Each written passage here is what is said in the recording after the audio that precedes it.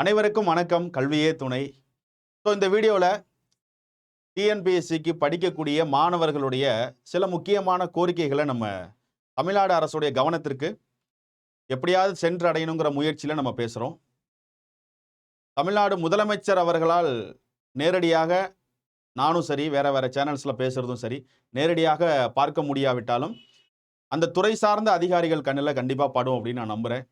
அவங்க போய் இந்த தகவலை சொல்லி இந்த மாதிரியான இப்படி ஒரு டாக் இருக்குது, ஸ்டூடெண்ட்ஸ் இந்த மாதிரி ஒரு எதிர்பார்ப்பில் இருக்காங்க, இந்த ஒரு விஷயத்தில் குழப்பத்தில் இருக்காங்க, நம்ம அதுக்கான ஏதாவது ஒரு விளக்கத்தை கொடுக்கலாம் அப்படிங்கிற மாதிரி ஒரு விளக்கத்தை கண்டிப்பாக டிஎன்பிஎஸ்சி சைட்லேருந்து கொடுக்க சொல்லணும் அப்படிங்கிறத நாங்கள் ஒரு வேண்டுகோளாக வைக்கிறோம் மாணவர்கள் சார்பாக.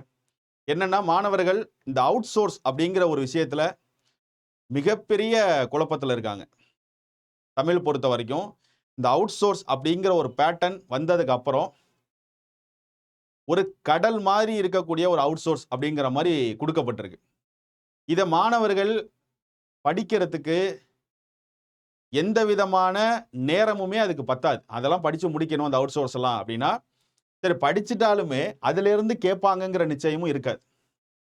அப்போ தமிழை பொறுத்த வரைக்கும் தயவு செஞ்சு மாணவர்கள் ரொம்ப நாளாக கேட்டுக்கிட்டு இருக்காங்க. மாணவர்களுக்கு அது ரொம்ப கஷ்டமான ஒரு விஷயமா இருக்கு. அதனால நம்ம முக்கியமான கோரிக்கையாக அவுட் சோர்ஸில் ஒரு லிமிட் செட் பண்ணுங்க, அதுக்குமே இந்த புக்கெலாம் ரெஃபர் பண்ணுங்க அப்படிங்கிற மாதிரி டிஎன்பிஎஸ்சி சைட்லேருந்து இந்த புக்ஸ் ரெஃபர் பண்ணலாம் அப்படிங்கிறதையும் சொன்னால் கூட போதும்.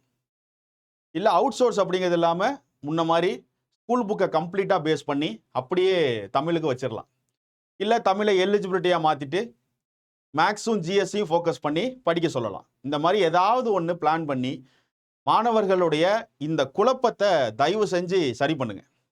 ஏன்னா எக்ஸாமுக்கு படிக்கிறது மாணவர்களுக்கு யாருக்கும் எந்த கஷ்டமும் இல்லை, அவங்க படிக்க தயாராக இருக்காங்க. ஆனால் நம்ம சரியாக தான் படிக்கிறோமா, நம்ம படிக்கிற இந்த சோர்ஸ்லாம் உண்மையாலுமே எக்ஸாம்ஸில் கேட்பாங்களா, இல்லை அது நம்மளாக தான் படிச்சுட்டு இருக்கோமா அப்படிங்கிற ஒரு குழப்பத்திலேயே அதை படிக்கிறாங்க. அப்படி படிக்கும்போது அவங்களால எப்படி அவங்களுடைய ஃபுல் பொட்டன்ஷியலை கொடுத்து அவங்களுடைய ஃபுல் கெப்பாசிட்டியை எப்படி அவங்களால யூஸ் பண்ண முடியும் அப்படிங்கிற ஒரு டவுட் இருக்குது. அதனால் அவங்க ஜிஎஸை பற்றி மாணவர்கள் கேட்குறதே கிடையாது. அவங்க என்ன தயாராக இருக்காங்க, அது அது அவுட் சோர்ஸ் தான், நம்ம படிக்கிறோம், மிக்ஸ் பண்ணி படிக்கிறோன்னு அது அவங்களுக்கு ஆல்ரெடி தெரியுது. அதனால் அவுட் சோர்ஸ் பற்றி இந்த ஜிஎஸ்குள்ளே ஸ்டூடெண்ட்ஸ் எதுவுமே கேட்க மாட்டாங்க, அது கேட்குறதும் கிடையாது, அவங்க படிச்சிடுறாங்க. மேக்ஸும் அப்படி தான், மேக்ஸ் பொறுத்த வரைக்கும் அவங்க ப்ராக்டிஸ் பண்ணி பார்த்துப்பாங்க, போட்டுருவாங்க. ஸோ அதுக்கு அவங்க தயாராக இருக்காங்க. அதுக்குன்னு ஒரு சோர்ஸ் இருக்குது. இப்போ பாலிட்டி அப்படின்னா ஸ்கூல் புக்கை தாண்டி லக்ஷ்மிகாந்தன் அப்படின்னு ஒரு புக் இருக்குது.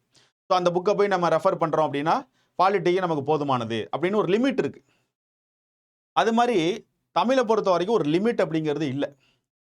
இதுக்கு முன்னாடி இருந்ததெல்லாம் கம்ப்ளீட்டாக 6 to 12 புதிய புத்தகம், பழைய புத்தகம் எல்லாத்தையும் படிச்சிருவாங்க. அதுலேருந்து தான் கேள்விகளும் வரும்.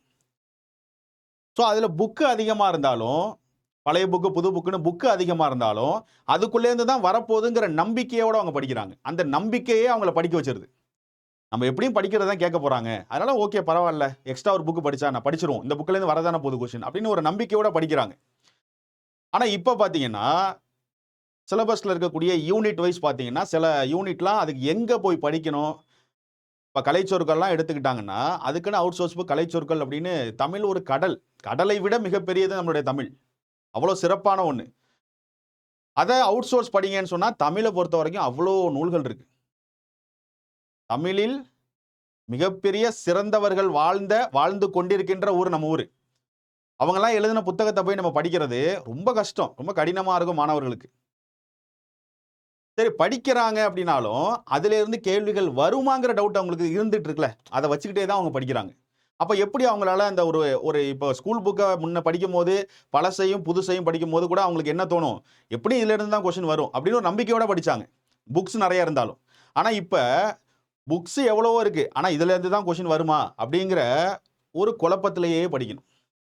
அதனால் தயவு செஞ்சு இந்த வீடியோன்னு கிடையாது, இன்னும் நிறைய பேர் இதை பற்றி பேசியிருக்காங்க. யாரோ ஒருத்தங்க பேசினதை இந்த துறை சார்ந்த அதிகாரிகள் யாராவது பார்த்துட்டு போய் இந்த தகவலை சொல்லி அது மூலயமா மாணவர்களுக்கு ஒரு தெளிவான விளக்கத்தை மட்டும் கொடுங்க. கண்டிப்பாக அதை தான் நம்ம எதிர்பார்க்குறோம். தமிழ்நாடு முதலமைச்சர் அவர்களிடமும் சரி, டிஎன்பிஎஸ்சிக்கிட்டும் சரி, டிஎன்பிஎஸ்சி சேர்மன் அவர்களிடமும் சரி, நம்ம எதிர்பார்க்கிறது ஒரு தெளிவான விளக்கத்தை ஃபஸ்ட்டு கொடுத்துருங்க. இந்த வருஷம் எக்ஸாம்ஸ் கண்டிப்பாக நடந்துக்கிட்டு தான் இருக்கும். இதுதான் சிலபஸ், இந்த சிலபஸ் வந்து நாங்கள் இதில் மாதிரி இந்த இதில் நாங்கள் எதுவும் சேஞ்ச் பண்ணலை. அடுத்த வருஷம் நீங்கள் சொல்கிற எல்லாத்தையும் நாங்கள் கவனத்தில் எடுத்திருக்கோம். கண்டிப்பாக இதில் நாங்கள் சேஞ்சஸ் பண்ணி மாற்றுவோம். ஏன்னா இப்போ எல்லாரும் படிச்சுட்டு இருக்காங்க. இப்போ போய் இன்னும் 2-3 மாதத்தில் எக்ஸாம் இருக்குது. இன்னும் ஒரு அக்டோபருக்கு அப்புறம் எக்ஸாம் ஆரம்பிக்குது. டிசம்பருக்குலாம் இன்னொரு 5-6 மாதத்தில் எக்ஸாம் இருக்குது. அதில் இந்த வருடம் மேபி வந்து பழைய இது தான் இருக்கலாம், அப்படியே நடந்துகிட்டு இருக்கலாம். நடந்தால் நமக்கு ஓகே, ஏன்னா இன்னொரு 4 மாதம் தான் இருக்குது. ஸோ இந்த வருஷத்துக்கான எக்ஸாமை நடத்தி கொடுத்துட்டு கண்டிப்பாக சிலபஸ் வைஸாக ஒரு தெளிவு கொடுங்க. அதாவது முன்னாடியே கொடுத்துருங்க, இதெல்லாம் இப்படி தான் இருக்கும், நீங்கள் கேட்டதுக்கான நாங்கள் விஷயத்தை நாங்கள் பண்ணுறோம், எங்களுக்கு சில அவகாசம் கொடுங்க, இல்லை இது நாங்கள் பண்ணுறோம், ஏதோ ஒன்று மாணவர்களுக்கு ஒரு விளக்கம் தெளிவாக. ஏன்னா மாணவர்கள் எந்தெந்த டைமில் கோரிக்கைகள் வைக்கிறாங்களோ அதை பார்த்துட்டு அதுக்கான விளக்கத்தை கொடுத்துட்டாலே அவங்க வந்து என்ன பண்ணுவாங்க, அதுக்கு ஏற்ற ஒரு ஆக்ஷன் எடுத்து அதை சரி பண்ணுற மாதிரி ஒரு விளக்கத்தை கொடுத்துட்டாலே மாணவர்கள் ஓகேப்பா நம்ம பேசுறது கேட்குறாங்க அப்படின்னு தெரியும். இங்கே மாணவர்களுக்கு இருக்கிற பெரிய பிரச்சனை, நம்ம பேசுறத அவங்க கேட்கறதே இல்லை, இதுக்கு ரிப்ளை பண்ணுறது இல்லைங்கிறது தான் பெரிய கஷ்டப்படுறாங்க. அதனால் இந்த மாதிரி ஒரு டாக் வருது, அகாடமிஸ்லாம் பேசுகிறாங்க இதை பற்றி அப்படின்னா ஏதோ ஒன்று நடந்துட்டு இருக்கு, என்னன்னு பாருங்க அப்படின்னு சொல்லி அது கவனத்துக்கு எடுத்துகிட்டு வந்து அதுக்கு மாணவர்களுக்கு ஏற்ற விளக்கத்தையும் அவங்களுக்கு ஏற்ற விஷயத்தையும் ஆக்ஷன் எடுத்து பண்ணி கொடுங்க. இதை தான் நம்ம எதிர்பார்க்குறோம். இது இப்போ இல்லை, எப்பொழுதுமே. இப்போ நீங்கள் புதுசாக ஒரு மாற்றி ஒரு சிலபஸ் வந்தாலும் அதில் ஒரு ஒரு கஷ்டத்தை சந்திக்கிறாங்க மாணவர்கள் அப்படின்னா அதையும் காது கொடுத்து உடனே கேட்டு அதுக்கு என்ன பண்ணலாம் அப்படிங்கிறத பண்ணுங்க. இன்னொன்று ரொம்ப முக்கியமான ஒன்று, மாணவர்களுக்கு எந்த சூழ்நிலையிலும் தேர்வுகள் நடத்துவது தள்ளி போகாது அப்படிங்கிற அஷூரன்ஸை தயவு செஞ்சு கொடுத்துருங்க.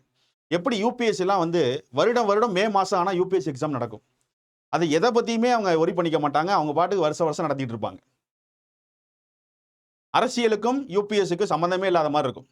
யூபிஎஸ்சி என்ன பண்ணுவாங்க, கரெக்டாக வருடம் மே மாதத்தில் எக்ஸாம் நடக்குன்னு முன்னாடியே சொல்லிடுவாங்க எக்ஸாம் டேட்டெல்லாம். அது பாட்டுக்கு எக்ஸாம் நடந்துகிட்டு இருக்கும். வருஷம் பார்த்தீங்கன்னா ஒரு 800லேருந்து 900 வேக்கண்ட் கொடுத்துக்கிட்டே இருப்பாங்க. அதே மாதிரி டிஎன்பிஎஸ்சிலையும் வருஷம் இந்த மாதத்தில் இந்த எக்ஸாம் நடந்துக்கிட்டே இருக்கும் அப்படின்னு ஒரு அஷூரன்ஸ் மாதிரி ஏதாவது ஒன்று கொடுங்க. அப்போ தான் மாணவர்கள் அடுத்த வருஷத்துக்கு தயாராகிறதுக்கு இப்போலேருந்து எப்படி ரெடி ஆகணுங்கிறதெல்லாம் பிளான் பண்ணுவாங்க. ஏன்னா நிறைய பேருக்கு இப்போ எக்ஸாம்ஸ் இருக்குமா அடுத்த வருஷம், இல்லை அப்போ இருக்குமா இப்போ இருக்குமான்னு ஏதோ அந்த நல்லா பார்த்தீங்கன்னா மாணவர்கள் படிக்கிறத விட எந்த புக்கு படிக்கணும், இதுலேருந்து வருமா, எக்ஸாம் இருக்குமா, எக்ஸாம் தள்ளிப்போம், இந்த குழப்பத்திலேயே அவங்க படிக்கிறது வந்து விட்டுறாங்க பாதி பேர். அதனால எப்படி யூபிஎஸ்சி இப்போ பேங்கிங்லாம் பார்த்தீங்கன்னா வருஷம் பார்த்தீங்கன்னா கரெக்டாக பேங்கிங் கால்ஃபர் பண்ணிகிட்டே இருப்பாங்க.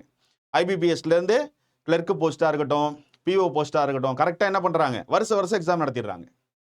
அதே மாதிரி யூபிஎஸ்சி நடத்திக்கிட்டே இருக்காங்க. என்ன ஆனாலும் அந்த எக்ஸாம்ஸ் போயிட்டே இருக்கு. அதே மாதிரி டிஎன்பிஎஸ்சியும் வருடம் கரெக்டாக இந்தந்த டேட்டில் அந்த எக்ஸாம் நடந்துகிட்டு இருக்கும். எந்தவித பாதிப்பும், அரசியலில் எந்த மாற்றம் ஏற்பட்டாலும் இங்கே எந்த பிரச்சனையும் இருக்காது, உங்களுக்கு எக்ஸாம்ஸ் போயிட்டே தான் இருக்கும் வருஷம் அப்படிங்கிற ஒரு அஷூரன்ஸை மாணவர்கள்ட்ட பதிவு பண்ணுங்க. ஏன்னா அப்போ தான் அவங்களுக்கு வந்து ஒரு செக்யூரிட்டியாக ஃபீல் பண்ணுவாங்க, ஒரு செக்யூராக ஃபீல் பண்ணுவாங்க. அவங்கள இல்லாட்டி இன்செக்யூராக இருப்பாங்க. நம்ம படிக்கிறது வந்து ஓகேவா, எக்ஸாம் எப்போ நடக்கும்னு தெரியலையே, இந்த டவுட்லேயே அவங்களுடைய பாதி நேரங்கள் ஓடி போயிடுது. அதனால் மாணவர்களுடைய முக்கியமான கோரிக்கையாக இந்த அவுட் சோர்ஸ் அப்படிங்கிற ஒரு விஷயத்துக்கு ஒரு முற்றுப்புள்ளி வைங்க. அவுட் சோர்ஸ்னால் ஃபஸ்ட்டு என்ன அப்படிங்கிறத கொஞ்சம் அனலைஸ் பண்ணுங்கள். அனலைஸ் பண்ணிவிட்டு அதுக்கேற்ற மாதிரி ஒரு பிளான் பண்ணுங்கள். ஒரு லிமிட்டட் சோர்ஸ் செட் பண்ணுங்கள். தமிழை பொறுத்த வரைக்கும் இந்த யூனிட் வைஸ் பாருங்கள். இந்த யூனிட்லலாம் எந்தெந்த யூனிட் வந்து மாணவர்களுக்கு இந்த மனப்பாடம் பண்ணுற மாதிரிலாம் நிறைய விஷயங்கள் வெளியில் போய் ஒரு 10-15 புக்கை வாங்கி அதெல்லாம் மனப்பாடம் பண்ணுற மாதிரிலாம் இருக்குது. இந்த கலைச்சொருக்கள்லாம் பார்த்தீங்கன்னா அப்படி தான் இருக்குது. ஸோ அதெல்லாம் வந்து நம்ம மாணவர்களுக்கு எவ்வளவோ டெக்னாலஜிஸ்லாம் நம்ம அடுத்தடுத்து போயிட்டு இருக்கோம். அதனால் மாணவர்கள் வேலைக்கு போகிறவங்களுக்கு, அரசு அதிகாரிகளாக மாறுறவங்களுக்கு என்ன தேவையோ அந்த மாதிரியான விஷயங்களை மட்டும் வச்சுட்டு, கிராமர்லாம் இருக்கா, சரி ஓகே, இலக்கணம் படிக்கிறாங்க, மாணவர்கள் ஆல்ரெடி படிச்சுட்டு இருக்காங்க. அதை தாண்டி நிறைய வெளியில் போயிருக்கிற புக்கெல்லாம் மனப்பாடம் பண்ணிட்டு வரணும் நிறைய இருக்குது பார்த்தீங்களா, அதெல்லாம் கொஞ்சம் சீர்திருத்தம் பண்ணுங்க.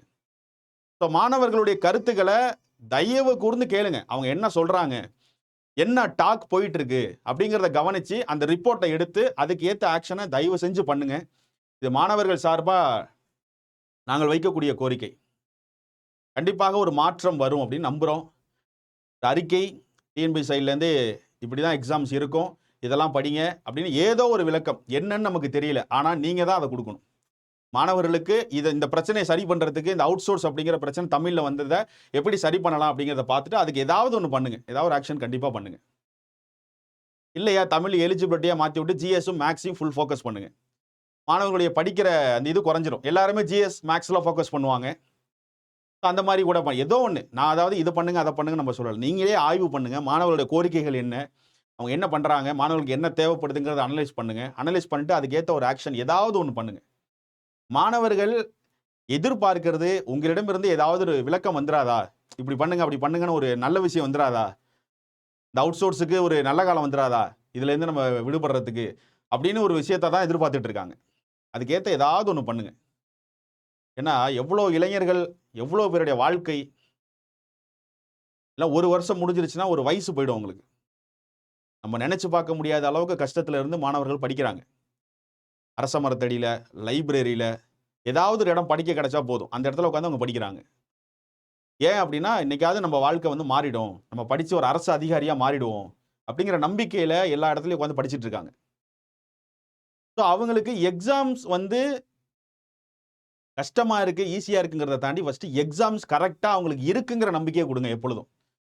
எப்பொழுதும் வருடம் வருடம் அரசு வேலைக்கான தேர்வுகள் நடந்து கொண்டிருக்கும். அதுல யாரும் எந்த கவலையும் படாதீங்க. உங்களுக்குன்னு ஒரு வேலை எப்பொழுதும் நடந்துகிட்டு இருக்கும். உங்களுக்கான எக்ஸாம்ஸ் நடந்துகிட்டே இருக்கும். அது எப்பொழுதும் நிக்காதுங்கிற அஷூரன்ஸ் ஃபர்ஸ்ட் குடுங்க.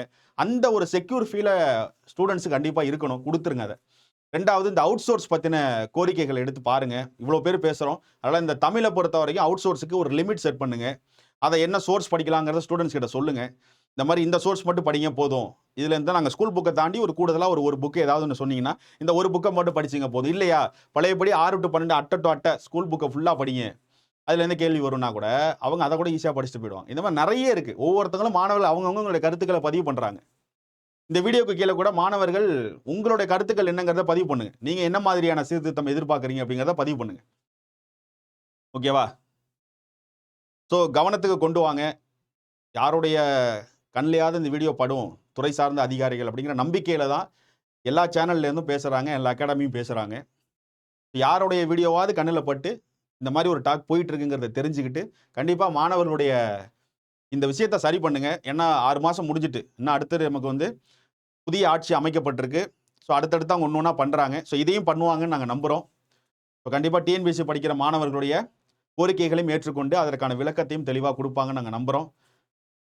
தமிழ்நாடு முதலமைச்சராக இருக்கக்கூடிய விஜய் அவர்கள் இதை பார்த்து ஏதேனும் ஒரு ஆக்ஷன் எப்படியாவது யாருடைய கண்லையாவது பட்டது அவரிடம் கொண்டு போய் சேர்ந்துரும். இல்லாட்டி டிஎன்பிஎஸ்சி சேர்மன் இப்படி யார்கிட்டையாவது கொண்டு போய் சேர்ந்து நமக்கான ஒரு விளக்கம் வந்தால் நமக்கு போதும். பார்ப்போம். சரியா? கண்டிப்பாக ஒரு மாற்றம் வரும் அப்படின்னு நான் நம்புகிறேன். ஏதாவது ஒரு விளக்கம் கூடிய விரைவில் வரும். நம்ம அந்த நம்பிக்கையோட படிப்போம். நம்பிக்கையோட இருங்க. சரியா? நீங்கள் நல்லா படிங்க. அதில் ஃபோக்கஸ் பண்ணுங்க. தயவு செஞ்சு உங்களோட படிக்கிற மெத்தடெல்லாம் இதுக்கு முன்னாடி என்ன பண்ணீங்கன்னு பார்த்து அனலைஸ் பண்ணி அதெல்லாம் ஃபோக்கஸ் பண்ணி மாற்றுங்க. இருக்கக்கூடிய நாட்கள் ரொம்ப கம்மி. இப்போ நம்ம வந்து எங்கே இருக்கோம்? ஜூன் மாதத்தில் வந்துட்டோம். சாரி, மேல வந்துட்டோம். ஜூன் வரப்போகுது. இன்னொரு 10 நாள் தான் இருக்குது. அப்படின்னா பாருங்கள், June, July, August, September, October, November, December exam அதை விட்டுருங்க. அக்டோபர்லேயே நமக்கு எக்ஸாம் இருக்குது. குரூப் 2 விட்டுருங்க. அப்படி பார்த்தீங்கன்னா ஜூன், ஜூலை, ஆகஸ்ட், செப்டம்பர் 4 மாதம் தான் இருக்குது. ஸோ டைமும் நமக்கு ஓடி போயிடும். எக்ஸாம் திடீர்னு அடுத்த மாதமே நடந்தால் கூட நம்ம எழுதுறதுக்கு ரெடியாக இருக்கீங்களா? அந்த ஒரு கேள்விக்கு உங்ககிட்ட பதில் இருக்கணும். ஸோ அதுக்கேற்ற மாதிரி நீங்கள் உங்களை ஃபோக்கஸ் பண்ணுங்கள். ஸோ இந்த வருஷம் அவங்க சொன்ன மாதிரி எக்ஸாம்ஸ் நடத்தினாலே போதும் பாங்கிற மாதிரி ஸ்டூடெண்ட்ஸ் இருக்காங்க. நீங்கள் சொன்ன டேட்டில் இந்த எக்ஸாம் நடந்துட்டாலே, ஏன்னா அதை ஃபோக்கஸ் பண்ணி தான் ஸ்டார்டிங்லேருந்து எல்லாரும் படிச்சுட்டு இருக்காங்க. ஆனால் இந்த வருஷத்துக்கான எக்ஸாம்ஸ்லாம் சொன்ன மாதிரி நடக்கணும். கூடுதலான வேகன்சி கொடுங்க. அதான் ரொம்ப முக்கியம். வேகன்சி நிறைய கொடுங்க. வேகன்சி இருக்குது. அரசு துறை சார்ந்த வேகன்சி நிறைய இருக்குது. அதனால் இந்த வருடம் நடக்க போகிற எக்ஸாம்ஸில் வேகன்சி நம்ம கண்டிப்பாக தமிழ்நாடு முதலமைச்சர் அவர்கள் இதை பார்த்துட்டு வேகன்சி நிறைய இன்க்ரீஸ் பண்ணுங்கள். மாணவர்கள் அவ்வளோ பேர் வேலை வாய்ப்புகளுக்காக படிச்சுட்டு இருக்காங்க அரசு துறை சார்ந்து. ஸோ தமிழ்நாடு முதலமைச்சர் அவர்களுடைய கவனத்திற்கு இது போகணும். வேகன்சியும் நிறைய இன்க்ரீஸ் பண்ணுங்க. சரியா? அது குரூப் 4க்குலாம் இதுக்கு முன்னாடியெல்லாம் 10,000 வேகன்சி வரும். நார்மலாக குரூப் 4னாலே 10,000 வேகன்சி வந்துட்டே இருக்கும். அதனால் மினிமம் 10,000 கொடுங்க. மேக்ஸிமம் எவ்வளோ வேணாலும் கொடுங்க. மினிமம் 10,000 வேகன்சியாவது குரூப் 4க்கு கொடுங்க இந்த வருஷத்தில். இந்த மாதிரி அரசு துறை சார்ந்து நிறைய விஷயங்கள் சீர்திருத்தம் பண்ணுங்க. மாணவர்களுக்கு ஒரு செக்யூரான ஒரு ஃபீலை கொடுங்க. அதுதான் ஃபஸ்ட்டு நம்ம எதிர்பார்க்கறது. அதுதான் அவங்களுக்கு எக்ஸாம் நடந்துகிட்டு இருக்கும். அவங்களுக்கான சிலபஸ் இதுதான், இதை படித்தா போதும் இப்படிங்கிற மாதிரி ஒரு அஷூரன்ஸ் ஏதாவது ஒன்று கொடுங்க. அவங்க கண்டிப்பாக அதெல்லாம் படிக்க தயாராக இருக்காங்க. அவங்களுக்கு தேவை அந்த லிமிட் தான். அது எதை படிக்கணும்னு தெரியல அவங்களுக்கு. அதுலேயே குழப்பத்திலே அவங்களுக்கு ஓடிடுது. டைம் போயிட்டே இருக்குது. அதெல்லாம் கண்டிப்பாக கவனத்துக்கு போகும்னு நம்ம நம்புவோம். கண்டிப்பாக மாற்றம் வரும். வெயிட் பண்ணுவோம். சரியா? நன்றி.